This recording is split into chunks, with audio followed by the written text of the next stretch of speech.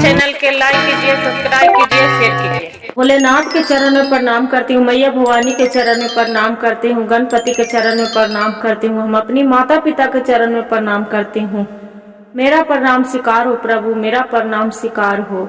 सभी देव देवी के चरण में प्रणाम करती हूँ, मेरा प्रणाम स्वीकार हो प्रभु, मेरा प्रणाम स्वीकार हो। ये कहानी के नाम राजा लुटेरा है। एक किसी नगर में एक राजा रहा करता था। राजा के पत्नी के नाम का वह हकनी थे और उसका एक लड़का था सोहन। दोनों पति पत्नी तीनों बढ़िया खुशहाल जीवन जी रहे थे। अपना राजा एक दिन के बात हुआ, मंत्री के बोले, हे मंत्री जी, आप तो जाके देखिए इस नगर में कैसे फसल हुआ है कि नहीं हुआ है, क्या हाल चाल है। जाके मंत्री बोलता है, राजा साहब, इस बार के हाल है कि अगले पिछले साल से इन साल लग रहा है कि फसल ज़्यादा होगा। बोलते हैं कि ठीक है, फसल बच गया। जो फसल बच गया, मंत्री जी के यहाँ राजा साहब के क्या किया कि मंत्री बहुत चतुर थे।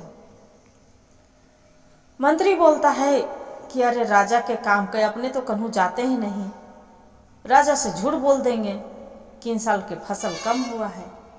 क्या हुआ, फसल कटवा दिए। राजा साहब बोले कि मंत्री जी, आप एक काम करिए, आप जाके कटवा दीजिए फसल, कटवा के जो मंडी में होता है वो बेच लाइए। जाके जो मंत्री था उसका नाम था मुन्ना। मुन्ना क्या किए कि बोलते हैं कि ठीक है। जो मंडी में ले गया, सब पैसा अपने रख लिया, आधा पैसा जाके राजा साहब के दिए। राजा साहब के बोलते हैं, राजा साहब, यही इतनी पैसा हुआ। राजा साहब बोले कि मंत्री जी, आप तो बोले थे कि अगर पिछले साल से इन साल फसल ज़्यादा होगा, ये पैसा तो पिछले साल से भी कम दिए हैं, तो क्या करें राजा साहब, ये फसल हुआ नहीं जाते तो हम क्या कर सकते हैं, हम दूसरे को थोड़ू ला के दे सकते हैं। राजा साहब के मन में कुछ सवाल उठने लगा। वहाँ पड़ी एक और मंत्री आया था, इन्हें से इन्हें काम खोजले चल रहा था। जो काम खोजले चल रहा था, राजा साहब के यहाँ के दरबार पर आया। जाके मंत्री बोले, मंत्री जी, कोई दुआरी पर आया है, काम मांग रहा है। राजा साहब बोले कि राजा साहब, कौआ हकनी के जाके बोले कि हम जा रहे हैं कहूँ घूमने सफर करने के लिए। उसका पत्नी बोलते हैं कौआ हकनी राजा साहब के, राजा साहब आप तो चले जाएंगे, हम आपको बिना नहीं रह सकते, हम भी साथ में चलेंगे। राजा साहब के एक बेटा था सोहन, वो भी बोलता है हम भी चलेंगे पिताजी, हम बहुत दिन से हम नहीं घूमे हैं। राजा साहब बोले कि तब तो लग रहा है कि एक पैदल घोड़ा की सवारी करनी पड़ेगा। सोहन रहता है कि अरे घोड़ा की सवारी करेंगे पिताजी, तब तो हम घोड़े पर चढ़ के दौड़ी दौड़ी जाएंगे। बोले ठीक है भाई, चलो। इसका जो ऋतुराय मंत्री था उसका बोले कि ठीक है मंत्री जी, आप एक काम करें, घोड़ा गाड़ी के इंतजाम कर दिया जाए, मेरी पत्नी और मेरे बच्चे अब हम जाएंगे तिहू घूमने के लिए। गाँव जो दरवाजा पर आया था काम मांगने राजा साहब से, उसका बोले कि अच्छा ये तो बताओ क्या क्या करते हैं। बोले कि राजा साहब, मैं तो बहुत कुछ करते हैं, हम जिसका नीमक खाते हैं उसका हम गुण गाते हैं, हम कभी बेईमानी नहीं करते हैं। क्या करें कि अच्छा ठीक है, कल जाने वाले हैं, आज इससे परीक्षा ले लेते हैं। क्या किया कि राजा साहब के जो कहें जे एक गोड़ पर वो मंत्री खड़ा रहे। उसका नाम ऋतुराय था। ऋतुराय एकदम एक गोड़ पर खड़ा रहे। बोले कि तो एक काम करो, आप भी साथ में मेरा चलो, हम जा रहे हैं दूसरे राज्य में घूमने के लिए। ये जो मुन्ना था, जो मंत्री संभालता था, मुन्ना बोले राजा साहब ये ऋतु राय जाएगा, ये नया अभी है, हम पुराना है, जे आप चलिए, आपको साथ हम चलते हैं। बोले ठीक है। क्या किया कि साथ में चलने लगा। चलते चलते चलते जो मंत्री था मुन्ना, इसका मन में पूरा बेईमानी हो गया। बेईमानी हो गया, बीच जंगल में गया। अब राजा के बोलते हैं कि राजा साहब जो तिजोरी के चाबी रखा है जो मेरा दे दो, अब न आपको यहाँ बचने नहीं देंगे। देखो मेरा फौजी कितना तैयार है, पूरा वो सेना तैयार कर लिया था। इतना बेईमानी कर करके जो मुन्ना था मंत्री, वो पैसा रख लिया था, पूरा फौजी तैयार कर लिया था। राजा साहब बोले कि आपको तिजोरी की चाबी हम दे सकते हैं, तू बेईमान निकला। बोले कि राजा साहब हम जो इतना ईमान से चलेंगे तो हमारा बाल बच्चा तो भूखे मर जाएगा, हमरा ईमान पर नहीं चलना है। अजय कौआ हकनी थी जो माता रानी के, दुर्गा माँ के पूजा करती थी, भोलेनाथ के मंदिर जाती थी, दुर्गा माँ के पूजा करती थी।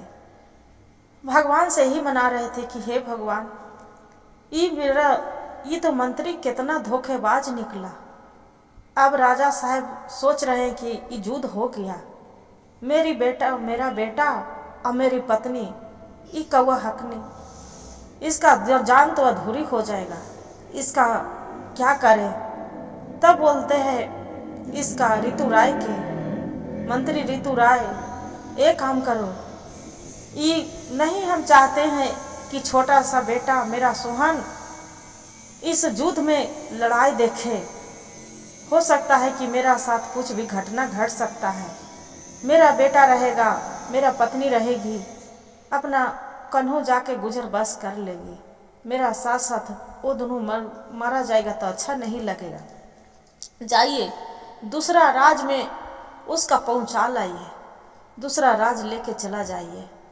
अब वहां से ये जो आते हैं ऋतु राय मंत्री, रानी साहब के कौआ हकनी के बोलते हैं कि हे रानी साहिबा आप चलिए दूसरा राज में, राजा से वहाँ युद्ध छिड़ गया है। वो जो मुन्ना है वो तो बहुत बेईमानी कर दिया राजा साहब के साथ, पूरा राजपाट पूरा थी कर रहा है, राजा के साहब के मारवावे ले सेना तैयार कर लिया है। जो कौआ हकनी है जो बोलती है नहीं हम नहीं जा सकते हैं, मेरा पति के जान संकट में है, हम कैसे जा सकते हैं, हम उनको भी ले जाएंगे। जो ऋतु राय मंत्री है बोल रहा है कि रानी साहब थोड़ा बात मानिए, आपको वजह से आओ राजा साहब के जान संकट में हो जाएगा, चलिए दूसरा राज चलिए, ये जो सोहन है इसका तो बचाना है ना। बोले कि रानी कौआ हकनी सोचती है कि सही बात है, इसका तो बचाना है। भगवान माता रानी के प्रार्थना करने लगती है कौआ हकनी की, हे माता रानी मेरा नाम एक कौआ हकनी पड़े है, बाकी मेरे विनती सुन लीजिए कि मेरा संकट कहाँ जाए। बाकी देखिए कभी कभी भगवान भी नहीं सुनते हैं, भोले बाबा भी नहीं सुनते हैं। माता गुरु बहना क्या हुआ गुरु बहन कि वो तो लेके चला गया दूसरे राज में। अब बोलते हैं कि रानी साहिबा यहीं पड़ी रही है। उसका बेटा जो सोहन है बोलता है माँ ये कौन सा नगर में आ गए, ये देखो तो कितना कुछ नहीं, खाने के ठिकाना नहीं, पीने के ठिकाना, ये तो जंगल झाड़ पड़ रहा है, ये कहाँ जाएंगे, कहाँ रहेंगे। बेचारा का किया कि एक तनुआ तान के, जो ऋतु राय था वहाँ एक तनुआ तान देता है, तनुआ तान के वजह पड़ी वो सोहन के, कौआ हकनी जो रानी थी उसका रख के। अब बोलता है कि रानी साहिबा अब यहाँ से हम जा रहे हैं, अपना दोनों ध्यान रखिएगा, आपको खाने पीने के हम इंतजाम कर दिए हैं, आप यहाँ पड़ी खाइए पिएगा। और यहाँ पड़ी देखिए नगर है, सब काम पड़ो सब रहते हैं यहाँ, नहीं तो किसी आपको ज़रूरत पड़ेगा तो यहाँ पड़ी किसी को काम करके भी भोजन कर सकते हैं। बोले कि सही बात है। वहाँ से चल दिया ऋतु राय। यहाँ पड़ी तालू तो राजा साहेब के जो मुन्ना था मंत्री और 2 खंड में काट डाला कि चाबी, तिजोरी की चाबी दे दो। बाकी राजा साहेब बोले नहीं, हम मरना पसंद करेंगे, बाकी तुम्हारा तिजोरी के चाबी अपना महल के हम नहीं देंगे। राजा साहेब के बोले कि तू नहीं देगा तो नहीं। राजा साहेब एक पेड़ के खोल था, खोल में वो चाबी ऐसा बिगे कि जाके वहाँ छिप गया चाबी। जो चाबी छिप गया, राजा साहब के जो चाबी नहीं दिए उसका 2 टुकड़ी तलवार से कर दिया मंत्री। करके और बाद में वो अपना जाके राजपाट वापस चला गया। राजा के जो मकान था वहाँ पड़े जाके सबको बोलता है कि अरे भाई, राजा साहेब अब इस नगर में नहीं आएंगे, दूसरे नगर में वो राज बसा लिए हैं। सभी से वो बोले हैं कि जाके आप जाइए, मेरा जो जमीन घर द्वार है आप जाके मेरा घर संभालिए, मेरा राजपाट संभालिए। अब उसको अधिकारी हम हैं, अब हम संभालेंगे। अब राजा साहेब के तो एकरा मंत्री के तो ध्यान लगल था मुन्ना के किसका तिजोरी के चाबी है। बाकी सोचता है मन में क्रोध करके कि ये राजा दुष्ट, तिजोरी के चाबी तो कहाँ छिपा दिया नहीं। अच्छा, उसका पत्नी अब ऋतु राय कहाँ है पता नहीं। जब कोई आके पड़ोस वाला बताता है कि मंत्री जी वो ऋतु राय तो वहीं पड़ी था राजा के सामने, फिर जाके मुन्ना जो मंत्री रहता है वहाँ जाके ऋतु राय के बोलता है कि तू चाबी जानता है, राजा साहब तुम्ही को चाबी दिया है, काहे कि उसका पत्नी के तू जाके पहुँचा के आया है कौआ हकनी के उसका लड़का के, तू चाबी दो। बोलता है नहीं, हम नहीं जानते हैं कि कहाँ पड़ी उसका चाबी है, मेरा राजा साहब नहीं दिया है। बोलता है नहीं तू देगा, तुरा कारागार में डाल देंगे। उसका गुरु बहन कारागार में जाके जो मुन्ना रहता है मंत्री जाके डाल देता है। अब तो ये बेचारा कारागार में चला गया। ये उसका पत्नी जो रहते हैं राजा साहब के कौआ हकनी आशा में देखते रहती है। वो अपना बेटा के बोलता है सोहन कि बेटा आज तक ऋतु राय मंत्री जी गए, आज तक आपको पिता भी नहीं लौट के आए। हे भगवान भोलेनाथ दया करना, मेरे पति के पता नहीं क्या हुआ नहीं हुआ, आज तक तो नहीं कभी आए, इतना साल बीत गया। धीरे धीरे उसका बेटा बोलते हैं कि माँ क्या बनाई है खाइला। कौआ हकनी के बोलते हैं कि बेटा क्या बनाऊंगी, रोटी सब्जी बनाई हूँ। उसका बेटा बोलते हैं सोहन तू तो रोज रोज खाली एक रोटी सब्जी सूखा नहीं खाऊंगी, खाना नहीं खाऊंगी। बेचारी आंसू भर के रोते रहती है। कौआ हकनी बोलती है कि क्या बनूंगा थी, ठीक है बेटा आज भर खा लो, बिहान से अच्छा भोजन ला के दूंगी। बेटा बच्चे को समझा रहा था, देखिए गुरु बहन, बाकी बच्चे तो दुख कभी नहीं समझते हैं बाप माँ के। बोलता है बेटा खा लो, नहीं खाऊंगी, रात में सो गया, अब सोचते हैं बिहान हुआ। कौआ हकनी बोलते अपना बेटा को बेटा तू अपना ध्यान देना, हम आ रहे हूँ कहूँ से काम करके, पैसा हाथ में नहीं है। बोल रहे ठीक है माँ जाओ। उस आके दूसरे को जमींदार साहब के जाके बोलते हैं कि हे जमींदार साहब मेरा कुछ नौकरी दे देते, कुछ पैसा हो जाता तब कमा के खा लेती। जमींदार साहब पूछते हैं कि आपको नाम क्या है, तब मेरा तो कौआ हकनी नाम है। तो उसने पर जमींदार साहब हंसे लगते हैं कि कौआ हकनी, आपका कौआ के हाँकते हैं बताइए। अरे देखो कौआ हकनी है। सब कोई पूरा ठुनी लड़ाने लगते हैं। गुरु बहन आपको तो मालूम है, सब ठुनी लड़ाने लगते। बेचारी कुछ नहीं बोले, आंसू भर के। फिर बोले जमींदार साहब पूछे कि अच्छा ये तो बताओ आपको पति कहाँ गए। अपना पति को बताया कि मेरे पति तो गए, ये नहीं पूरा खुलेआम बताया कि मैं एक रानी हूँ और मेरा पति राजा है। बोले कि मेरा पति काम करने के लिए कहूँ गए हैं, बाकी अभी तक नहीं आए हैं। इतना बोले कि ठीक है आपको काम मिल जाएगा, खेत के काम है, इसका कोड़ना निकालना है, इसका में साग सब्जी लगाते हैं, हरा भरा, इसी को कोड़ना निकालना है। बोले ठीक है। जाके बेचारी दिन भर मजूरी करती थी, शाम के ओकरा जो भी मिले 10-20 आके अपना बाल दोनों बेटा, अपना बेटा उसका सोहन अकौआ हकनी दोनों गुजर बस कर रही थी। फिर उसका बेटा बोलते है, माँ तू क्या बनाई है? बोले बेटा सब्जी रोटी बनाई है। उसका बेटा बोलता है, माँ हम नहीं खाऊंगी सब्जी रोटी, हम नहीं खाऊंगी, सूखा सूखा सब्जी रोटी रोज बना देती है जे, आप तो कभी खीर पूड़ी नहीं बनाती है, मिठाई नहीं लाती है, समोसा नहीं लाती है। बोले कि बेटा इतनी घड़ी भर खा लो, कल आपको समोसा ला के देंगे और मिठाई ला के देंगे। क्या हुआ कि सुबह हुआ, बेचारी घर के काम करके अकौआ हकनी चली गई दूसरे के यहाँ काम, जमींदार साहब के काम करे। जमींदार साहब के 12-1-2 बजे तक काम किए और काम करके खेत के काम करके किसान के जो भी 100, 10, 20 जमींदार साहब पैसा दिए। और फिर एक जाके होटल में बोलती है कि ये तो कोई अब अथी सेठ जी मेरा कुछ काम मिलेगा, हम दोपहर से काम करेंगे। बोला कि हाँ क्यों नहीं मिलेगा, यहाँ प्लेट खंगारना है, प्लेट तो धोएगी जूठा काठा। कौआ हकनी बोलती है कि हाँ आपको नाम क्या है? तो मेरा नाम तो कौआ हकनी है। इतना आंसू भर के बेचारी बोलती है। उसका होटल वाला जो रहता है पूरा मजाक उड़ाने लगता है, सब जो हाँ नौकर चाकर सब, अरे कौआ हकनी आया, कौआ हकनी आया, देख ना कौआ हकनी आया, काऊ काऊ करके भगाएगा सबको। बाकी बेचारी आंसू भर के कुछ नहीं बोलती है, कुछ न बोल के और काम में लग जाते हैं।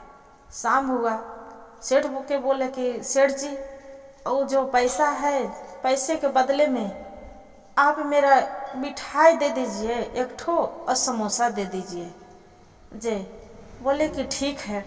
ओकरा एक ठो समोसा दे दिए और एक मिठाई दे दिए। अपना बेटा के जाके बोले कि बेटा आपको लिए मिठाई लाई हूँ और समोसा लाई हूँ, लो खा लो। बोले कि ठीक है माँ। बेटा उसका समोसा भी खा लिया, मिठाई भी खा लिया। वैसे कर रोज लाया करना माँ मिठाई। फिर बोले ठीक है बेटा लाऊंगी। रोज लावे।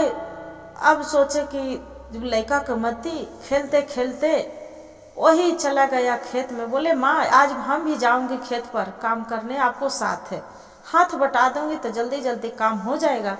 बोले नहीं बेटा तू क्या करने जाएगा, नहीं जाना।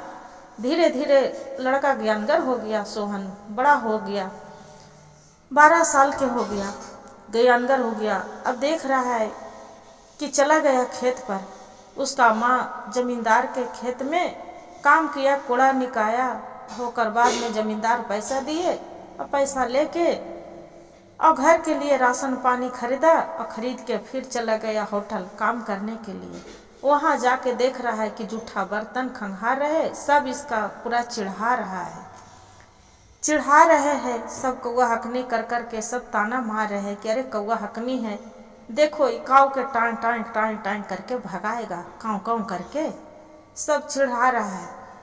अब जो सोहन देखा एक छिप के सब री हाल देख रहा था, उसका बुरा लग रहा है कि मेरी माँ घर में भी काम करती है, यहाँ दुआरे में जमींदार के यहाँ भी खेत किसानी में भी करते हैं, कुड़ती निकाती है, दिन भर धूप में रहती है, वहाँ से छुट्टी लेके एक होटल में काम करने जाती, मेरी माँ के कितना चिढ़ा रहे हैं।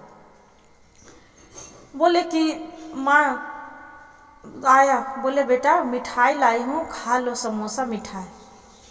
बोले कि ठीक है माँ। उसका बुरा लगा था बहुत सोहन के। बोलता है बिहानियों के काम करने जाने लगता है माँ। फिर जाने जो लगती है फिर बोलता है सोहन, माँ आज तू काम करने नहीं जाएगी, तुम काम करने नहीं जाएगी। तो बोले क्या है बेटा, क्या बात है? बोले नहीं माँ, तू होटल में काम नहीं करेगी, मेरे मिठाई नहीं खाना है, मेरे समोसा नहीं खाना है, जो रोटी सब्जी बनाती है वही रोटी सब्जी खाएंगे माँ, हम नहीं खाना है मेरा बढ़िया बढ़िया मिठाई, बढ़िया बढ़िया पकवान नहीं, हमको खीर पूड़ी खाना है, जो तू बनाती है वही हम खाएंगे सूखा रूखा। बेटा समझदार हो जाता है। धीरे धीरे धीरे बेचारी वैसे करते करते रहना, भगवान से ही मनाते रहती है कि हे भगवान, मेरा बेटा पता नहीं कहाँ चला गया, मेरा पति कहाँ चली गए। हे भगवान, बेटा सोहन बोलता है अपना माँ के कौहकने के कि माँ पिताजी कब आएंगे माँ, पिताजी के इतना दिन हो गया, 10 साल गिला हो गया, बाकी आज तक पिताजी नहीं आए। अब हुआ गुरु बहन, वही जो राजा था, हाँ सूरजपुर में, और सूरजपुर में जो राजा था ओकरे बगल में एक प्रेमपुर नगर था। जो प्रेमपुर नगर था वहीं पड़ी एक जयदीप नाम के एक किसान रहा करता था। जो मजदूर था किसान जयदीप, उसका बेटा के प्रेम प्रकाश नाम था। जो प्रेम प्रकाश नाम था अपना बेटा के खूब पढ़ा लिखा रहा था। एक दिन के बात हुआ कि 4 गो लड़कन पढ़ रहा था। इसका जानते हैं गुरु बहन कि कितना लड़कन खुटकाली करे में बहुत तेज होते हैं। जो लड़कन खुटकाली कर रहा था, जो गुरुजी पढ़ाई करे थे, उसी गुरुजी के सब उस पर मिट्टी कुर्सी पर धर देते हैं गीला करके, सब उसका कपड़ा में गुरुजी के लग गया। गुरुजी बैठे तो देख रहे कि पूरा कपड़ा खराब हो गया। गुरुजी पूछते हैं कि कौन ऐसे किया, मेरा कपड़ा खराब कर दिया। वो जो प्रेम प्रकाश था तो बोलता है गुरुजी ये तो तीनों मिलके बदमाशी किया है, हम नहीं करे हैं। तो देखते हैं गुरुजी किसका हाथ लेटा है, तो देख रहे हैं कि तीनों लड़कन के लेटा है। गुरुजी मारे पीटे, और लड़कन था जो अपना पिता के जाके बोल दिया कि पिताजी ये देखिए गुरुजी ने कितना मेरा मारे हैं। गुरुजी पूरा गुस्सा, जो लड़कन गुरुजी पर, उसका पिता गुस्सा के मारे टूट पड़े। गुरुजी जाके बोलते हैं गुरुजी के, अच्छा ये तो बताओ इतना गुस्सा तो क्यों किए, मेरा पुत्र के इतना मारे हैं। बोलते हैं गुरुजी कि देखिए मेरा आपको बेटा नैदानी किया है, पूरा इसका मिट्टी घोर के और मेरा कुर्सी पर पूरा कपड़ा खराब कर दिया है। बताओ ऐसे कोई करता है? जे इतने में फिर होता है बिहानियों की कि फिर सबक सिखाएंगे। इतने में प्रेम प्रकाश आ जाता है। प्रेम प्रकाश आ जाता है, बोलता है कि नहीं गुरुजी के कोई दोष नहीं था, ये लड़कन से बदमाशी किया है। इतना बात सुन के सब उसका लड़कन मारने पीटने लगता है। मार पीट के उसका पिताजी बोलते हैं, जो प्रेम प्रकाश के पिताजी, मेरा बेटा के मत मारो मेरा बेटा के। बाकी नहीं मानते हैं गुरु बहन, उसका भी माँ बाप सब मार के और बाद में मारते हैं, मार उड़ के घर चला जाता है। ये बोलता है कि बेटा, उसका माता पिता प्रेम प्रकाश के, ये बेटा तुम्हारा पढ़ाएंगे अब अच्छा शिक्षा देंगे कि तू आगे पढ़ लिख के कुछ विद्वान बनोगे। कल के हाँ पिताजी, ये नहीं पढ़ने के इस गांव में बहुत अथी होता है। बोले जो कि सूरजपुर के जो राजा था पता नहीं कहाँ चला गया। अड़ोस पड़ोस के सब बोलते हैं कि अरे ये राजा तो बेईमान था, पता नहीं कहाँ धन लेके चला गया, आज तक तो आया नहीं, सबको बेईमानी कर लिया। ऐसे करके गुरु बहन और बाद में सब 4 रंग के बात कर रहा है। जो बात कर रहा है उसका पत्नी कौआ हकनी घुट घुट के जी रही है कि हे भगवान, मेरे पति के कितना रंग पाप लगा रहे हैं। वैसे करते करते कुछ समय बीत गया। जो समय बीत गया तब ये जो लड़कन था तीनों, वो बोलते हैं कि सब जवान हो गया, बड़ा हो गया, ये भी प्रेम प्रकाश भी बड़ा हो गया। तो धान खरीदता था जो मंत्री था ऋतु, यहाँ मुन्ना, जो सभी को 2 रुपये के हिसाब से धान खरीदता था। जो मंडी में 2 रुपये के धान खरीदता था, ये जो प्रेम प्रकाश बोलते हैं कि अच्छा भाई आप कैसे धान देते हैं, व्यापारी कैसे करते हैं? ताकि मेरा घर से तो ले जाता है 2 रुपये, कोई के 3 रुपये, कोई के जो बढ़िया धान ठहरा तो 3 रुपये लेता है, और न तो 2 रुपये बोरा के हिसाब से ले जाता है। बोले कि अरे भाई मंडी में बेचिएगा तो कम से कम आपको 10 रुपये मिलेगा। बोले कि ऐसा? तब मेरे तो कोई हिसाब किताब नहीं आता है, पढ़ा लिखल हम नहीं है, तो चलिएगा मेरे साथ चलिएगा, आपको हम लेके चलते हैं। लेके चला जाता है गुरु बहन। जो मंडी में जाते हैं तो देख रहा है कि वहाँ 2 रुपया के जगह पर ओकरा 100 रुपया मिलता है। जब 100 रुपया मिलता है सब कोई बोलते हैं कि अरे इतना पैसा 100 रुपया मिल रहा है। और देखो वो मुन्ना कितना बेईमानी करता था कि 2 रुपये 3 रुपये लेता था। इसी तरह से ओकरा रोज मंडी में जा के अपना अपना धान सब बेचने लगे। जो इसका ऋतु राय के मंत्री, इसका मुन्ना के जो मंत्री था, सब नौकर चाकर बोलते हैं मुन्ना के मंत्री के कि हे मंत्री जी, ये तो मालूम राजा साहेब अब तो राजा के गद्दी पर बैठ गया था। हे राजा साहेब, आपको तो जानते हैं वो जो प्रेम प्रकाश है ना, सबको मंडी में जाके धान बेचवा देता है, वहाँ यही चलते आपको बिजनेस कम गया है। बोलते हैं ऐसा बात हो गया था कि हाँ। क्या करते हैं गुरु बहन? बोलते हैं अच्छा उसका कुछ करना, सोच के करना पड़ेगा। क्या करता है कि 2 गो बूढ़ा के रूप में वहाँ पड़ी चला जाता है, 3 गो चला जाता है, एगो ठेला ले लेता है, अब बूढ़ा के कपड़ा भेष बना के और उस पर 2 गो बोरी लाद लेता है और लाद लेके इस सबको मदद करता था। कहे प्रेम प्रकाश बोलता है बेटा चला नहीं जा रहा है बेटा, थोड़ा सुन ठेला के घींच देगा, मेरे चले की हिम्मत है। कल के हाँ बाबा क्यों नहीं। अब जैसे जो ठेला घींचने लगता है उन्हें से 2 गो आदमी आके बोलता है कि अरे तू कहाँ ले जा रहा है? बोले तू बूढ़ा बाबा के है, मेरा नहीं है। तो तू क्या ले जा रहा है? धान है इसमें। बोलता है धान है। तो देखता है कि खाली उसमें नशे वाला पदार्थ रहता है। जो नशे वाला पदार्थ रहता है तो उसमें बोलता है कि तो नशा वाला है, और देखो इसमें गोली बंदूक वाला भी सब आप रखे हो, जे आपको गिरफ्तार करवाएंगे। बेचारा प्रेम प्रकाश भागते भागते भागते और अपना घर चला जाता है। जो घर चला जाता है जाके अपना पिता से बताता है। पिताजी बोलते हैं उसका पिताजी कि क्या हुआ बेटा, क्यों भागते भागते आया है? बोलता है पिताजी वो जो मुन्ना के मंत्री है, लग रहा है मैं बेईमानी किया है, मुन्ना के मंत्री साथ है मेरे साथ धोखा किया है कि एक बूढ़े के रूप में ठेला पर खींच रहा था, उसका मदद कर रहे थे। तब खोल के देखता है तो उसमें पदार्थ था खाली नशीले वाला, और सब उसमें सब गोली बंदूक था, मेरा फंसा दिया। तो बेटा नशे वाला में तो अब कम से कम 15 साल 10 साल के अथी होगा, अब क्या करेगा? तू बाहर भाग जाओ। बोलते नहीं पिताजी आपको छोड़ के नहीं भाग सकते हैं। कल के नहीं बेटा, हम और माँ दोनों जेल काट लेंगे, बाकी तू बाहर चला जा। बेटा के बाहर चला देता है। जब बेटा के बाहर चला देता है, चलते चलते चलते बाहर जाते रहता है, मन में विचार करता है कैसे माता पिता होंगे, मारा माता पिता तो जेहल चल गए। बाकी मन में विचार करते करते वहाँ पड़ी एक चट्टान रहता है जंगल के वो रोइसी, जहाँ राजा साहब की मृत्यु हुआ। वो जो मुन्ना मंत्री था जहाँ मार के एक पत्थर से दबा दिया था। तब वहाँ पहुँच जाते हैं जंगल के ओर, तब देख रहा है कि चट्टान रखा है। चट्टान पर जाके वजह बैठ जाता है।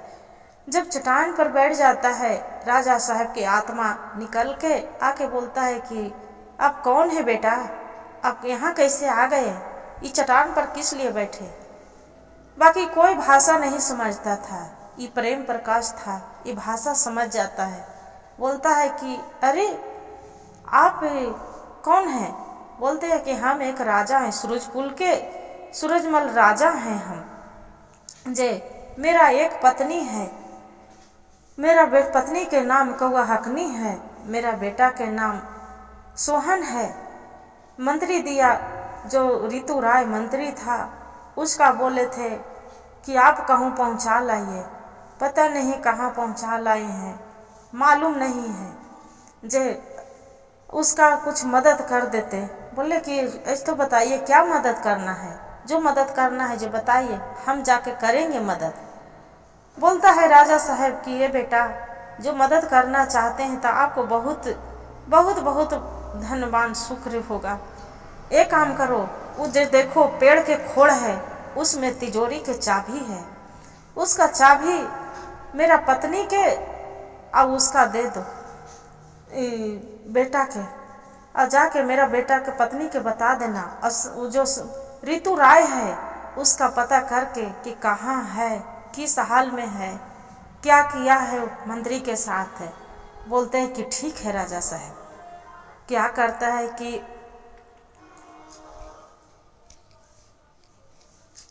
है कि लेके और चला जाता है। जब चला जाता है फिर चलते चलते उसका पत्नी के समय जहाँ रहते हैं एक तनुआ तान के जहाँ चला जाता है। बोलते हैं कि आप कौन हैं। बोले कि अरे हमरा तो प्रेम प्रकाश नाम है जे, आप कौन है। तो सोहन बोलता है कि मेरा नाम तो सोहन है जे। बोले कि आपको पिता भी वहाँ गए थे, आपको पिता के तो मार दिया है। जो मंत्री है वो चाबी दिए हैं, एक तिजोरी के चाबी, और संजय को पता लगाने जो हैं ऋतु राय के पता लगाने बोले हैं। उसका पत्नी कौआ हकनी बोलती है कि आपको कैसे मान ले कि आप सच में मेरा पति भेजे हैं राजा साहब, कैसे मान ले। ताकि देखो तिजोरी के चाबी लेके आए हैं। बोलते उसका पत्नी कौआ हकनी कि हाँ ये तो सब अपना कहानी उसका राजा साहब के बता देते हैं कि आप कैसे कैसे वहाँ से आए थे। तब विश्वास हो जाता है कि हाँ ये तो बात सही है कि मेरा पति ने, अब हम तीनों साथ में आए थे। इतना करके फिर बोलते हैं कि वो मंत्री जी कहाँ गए। ताकि पता नहीं ऋतु राय जो मंत्री थे पता नहीं कहाँ चले गए, आज तक दुआरी पर नहीं आए मेरे छोड़ के बच्चे को, और हमारा जगह जो आज तक नहीं आए हैं, कहाँ गए हैं कोई अता पता नहीं। बोले कोई बात नहीं। वहाँ से जाके अब बोले कि आपको राजा साहब बोले हैं कि अच्छा से रहने। चाबी ले लिए, चाबी लेके बोलते हैं उसका कौआ हकनी पत्नी जो रहती है कि एक काम करिए प्रेम प्रकाश, अब ऐसा करिए कि जो ये चाबी है जो आप लेके मंत्री के पास चला जाइए और चाबी लेके और उसी को दिखाइएगा तो मंत्री जी को विश्वास होगा, न तो ऋतु राय के विश्वास नहीं होगा। बोले कि ठीक है। चाबी लेके प्रेम प्रकाश चला जाता है। चलते चलते चलते चलते चलते पता करते करते सब सोचता है कि सूरजपुर जो नगर है राजा के नगरी, वहीं जाके क्यों न पूछते हैं। तो जाके सोचता है कौन बहाने पूछे। वहाँ मिठाई बेचते रहते हैं गुरु बहन, जिलेबी गरम गरम। सोचता है कि यही बहाने उससे पूछ लेते हैं। बोलते हैं कि जिलेबी कैसे है। बोलते हैं कि जिलेबी तो 10 रुपये पाव है, तो 1 पाव दे दीजिए। वहाँ पर एक रहता है कोई बगल में। बोलते हैं कि अच्छा ये तो बताइए आप जिलेबी खाएंगे। बोलते हैं कि हाँ हाँ क्यों नहीं खाएंगे जे, हमको तो जिलेबी बहुत पसंद है, जलेबी खा के। बोलते हैं कि अच्छा ये तो बताइए कि यहाँ के राजा थे सूरजपुर के जो कहाँ चला गया। बोलते हैं कि पता नहीं बेटा कहाँ चला गया, राजा तो गया 15 साल हो गया, बाकी आज तक राजा के कोई पता नहीं है सूरजपुर के। उसका साथ एक मंत्री था ऋतु राय, उसको भी कोई पता नहीं है कहाँ चला गया। तो बोलते हैं कि किसी को पता नहीं।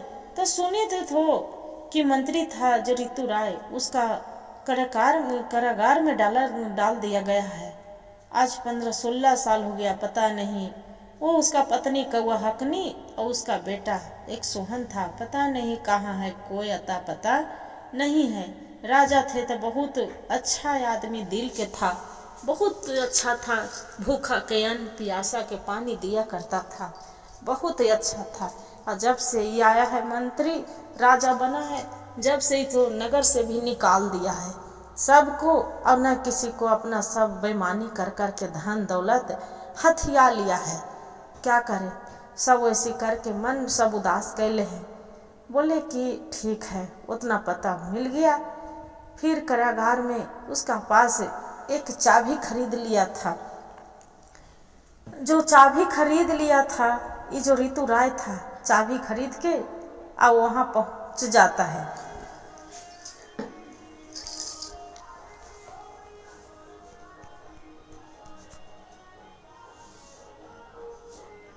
जेल से निकाल के और छुड़ा के वहाँ ले जाता है। ले जाके और बोलता है कि राजा साहब ऋतु राय जी मेरा कैसे मिलेगा सब। उसका बेटा सोहन जवान हो जाता है। जो जवान होता है बोलता है कि सोहन आप चिंता ना करो, मेरे साथ चलो। अब तो 3-3 को हो गए, प्रेम प्रकाश है, हम हैं, 3-3 गो हैं, सब जाके राजा के जो है उसका मंत्री के मुन्ना के उसका पर हम अथी करें, हमला कर देंगे। जाके हमला करके चला जाता है तिनहुन और उस अपना सेना तैयार करके हमला कर देते हैं गुरु बहन। और हमला करके अपना तिजोरी के जो रहता है धीरे धीरे चाबी खोल के और उसका सब तिजोरी के चाबी पूरा खोल के पूरा जितना रहता है सब निकाल लेता है, अपना सर सामान सोना चांदी हीरा मोती लाके सब अड़ोस पड़ोस वो जो रहते हैं राजा के मंत्री फिर बोलता है कि अजी ऋतु मुन्ना राजा साहब आपको तो तिजोरी चाबी लेके पता नहीं चला गया सब है जो चला गया। इतने करके सब बोलते हैं राजा साहब कि हमला कर दिया जाए। हमला करके ये सेना तैयार करता है, सेना तैयार करके सब पूरा हमला होता है युद्ध में।